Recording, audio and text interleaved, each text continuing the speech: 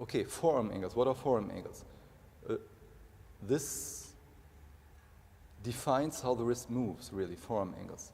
Now, if I can tell myself, flex the wrist, and I will flex the wrist. And I could tell myself, extend the wrist, and I will extend the wrist.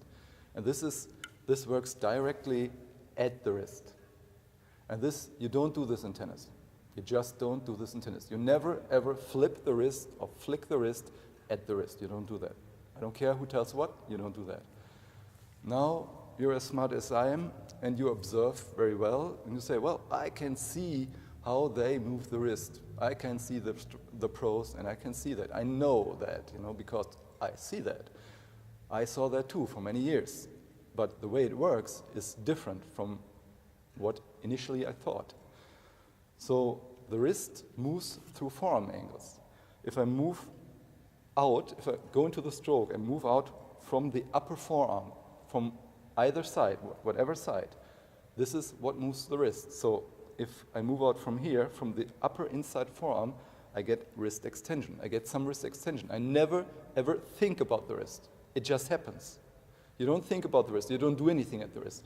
You move out from the upper side of the inner forearm, and then you get wrist extension. The same in reverse. If I move out from the back side of the upper forearm, and I move out here, then I get wrist flexion. And on the backhand side, I put the grip on the top bevel for the backhand.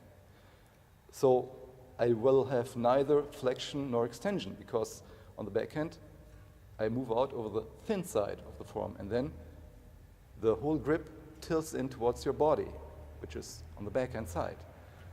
And on the serve, I bring out the elbow tip. For example, on the pronated serve, I bring the elbow tip out, and towards the left, I turn in. I can never turn in so far that this elbow tip will point to the left, but that's the direction I turn to. So I turn the elbow tip into the left, then I do get some forearm angle here. Forearm angle means an angle between the palm or the racket and the forearm. And I don't do this at the wrist. Read up in my book, Tennis from the Far Side, and you'll know. Okay, so in my book, and actually I gave some of these angles names. For example, if there's wrist extension and I move out from here, I would call that an overhand forearm angle. Overhand forearm angle.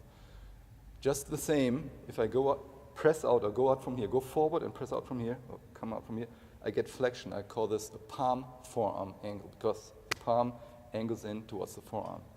I didn't have a name yet for that type of angle, but these are important ones. So on the overhand forearm angle, if I would stand here and move out from here and just leave it, it lifts. It has a lifting effect. If I have an overhand forearm angle, it has a lifting effect, which comes through in some strokes. I just mentioned that here now. So let me tell you a little bit more about forearm angles. As I said, you push out from the inside of the upper forearm, or for the backhand from the outer side of the upper forearm, or from the thin side even. And by taking the racket back and having a forearm angle, you, for one thing, reach out beyond this perpendicular line to the net. And for another thing, you get a feeling of resistance. Once you are beyond that and you start coming in with a forearm angle, you feel resistance. And it's against the resistance that you can accelerate. And you need to accelerate with suddenness.